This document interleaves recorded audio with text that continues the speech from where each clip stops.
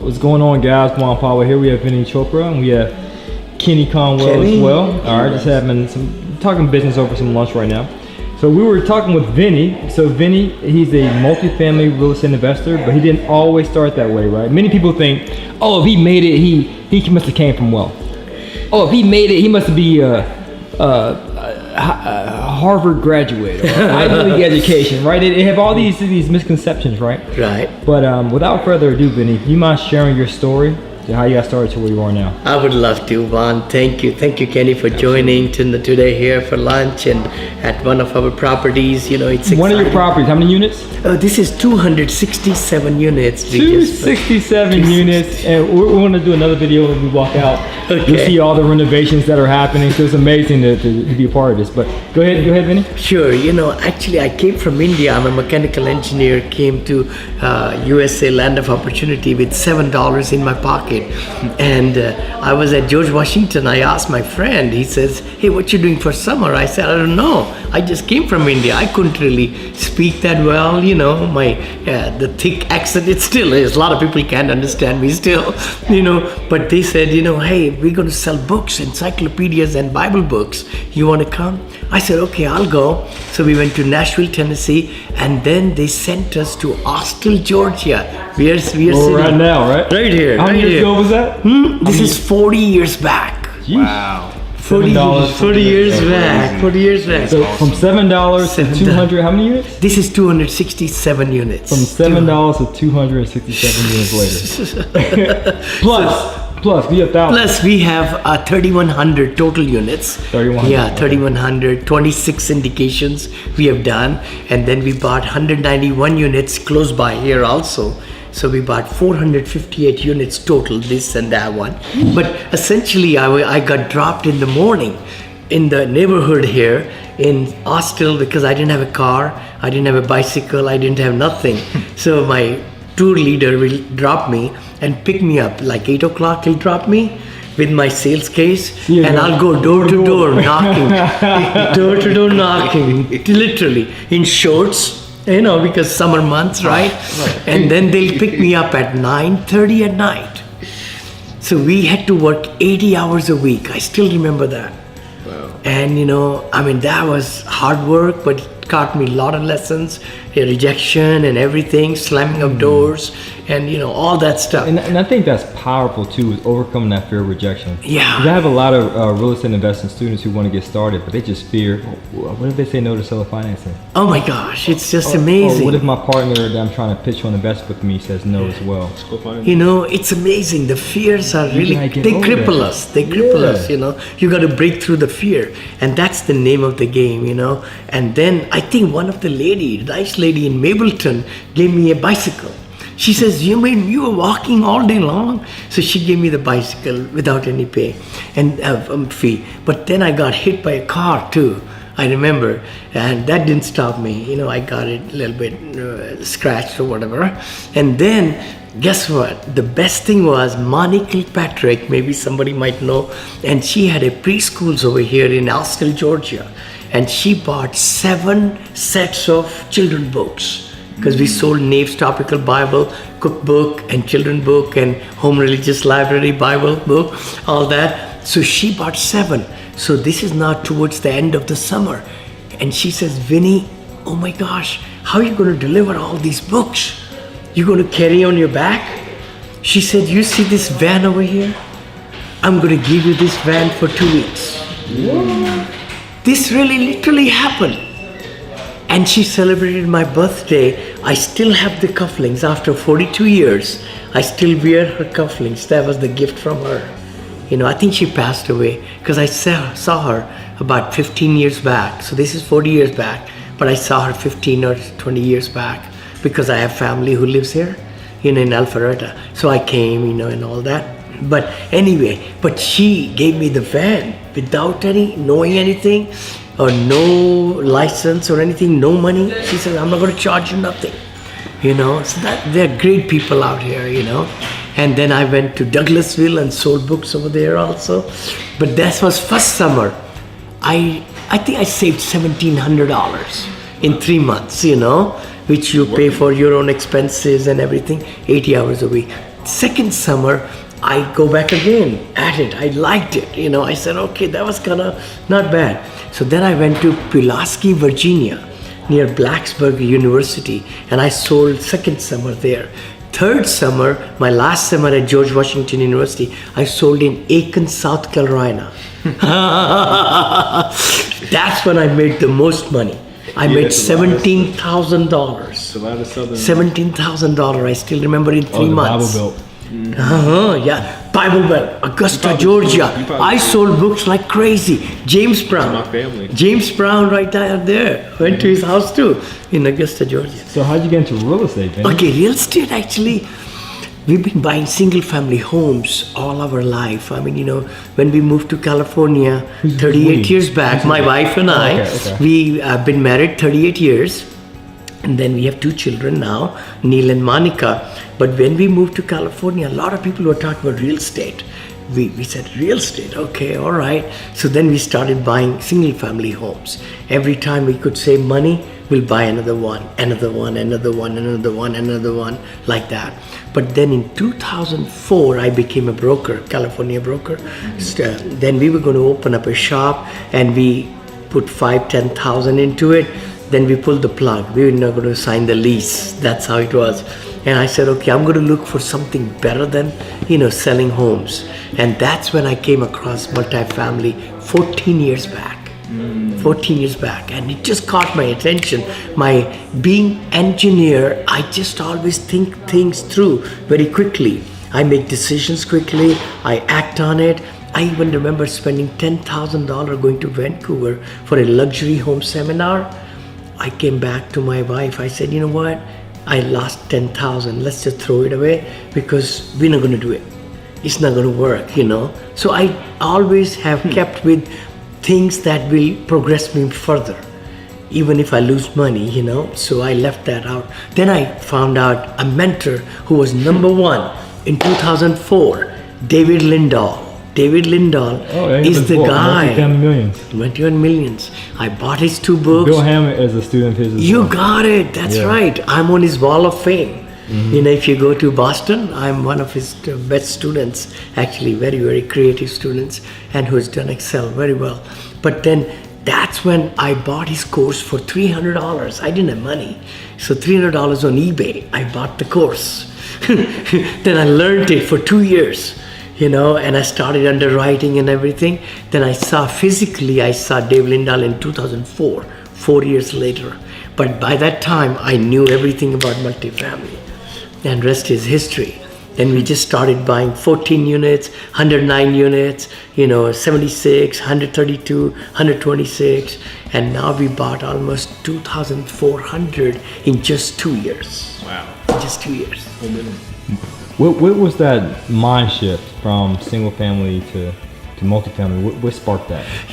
What really made sense to me, one was if we had so many scattered homes, different property management companies, and they were gouging, when they were doing repairs, and then if some tenant leaves, it's 100% vacant, and then they were charging leasing to, and we were losing 2-3 months in the way. But when somebody told me about 20 units under one roof or 100 units under one roof, that just made sense to me. I said, oh my gosh, I can have one full-time manager there. I can have one, maintenance guy, and that can take care of the whole thing. So economies of scale. Economies of scale.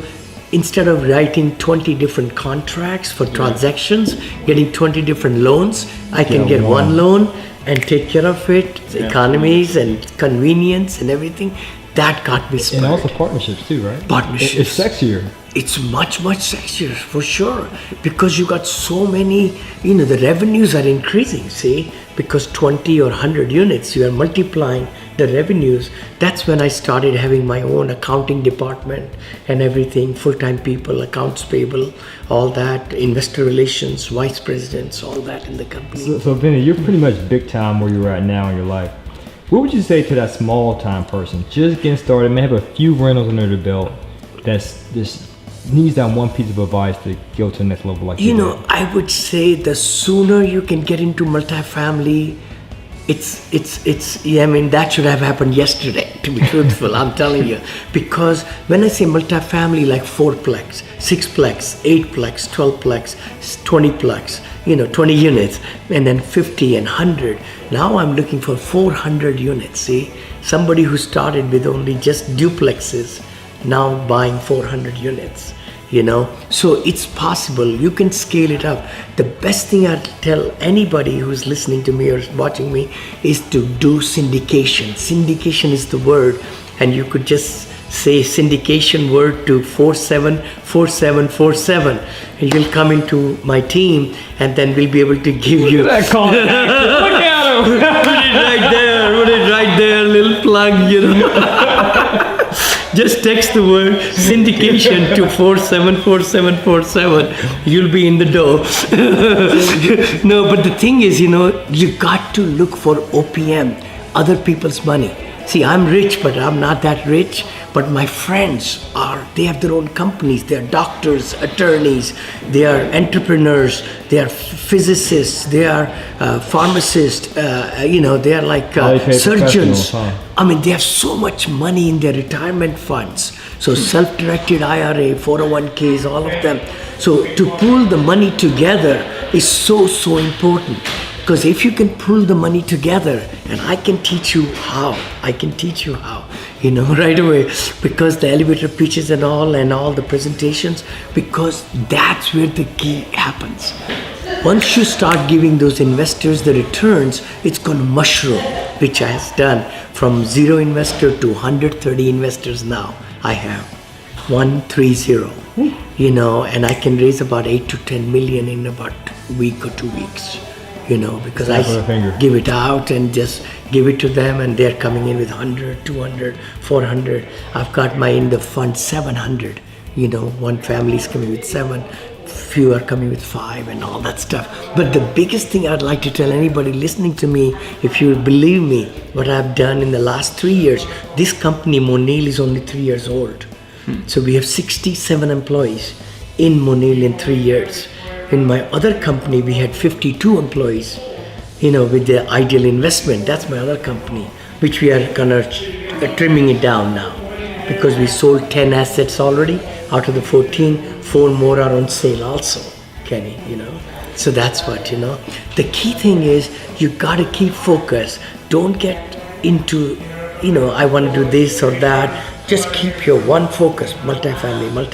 And the best thing is, the millennials, the biggest population in USA, they like portability. They want to live in apartments, B-class apartments. For accessibility, portability, they can move around. Seniors, they are downsizing.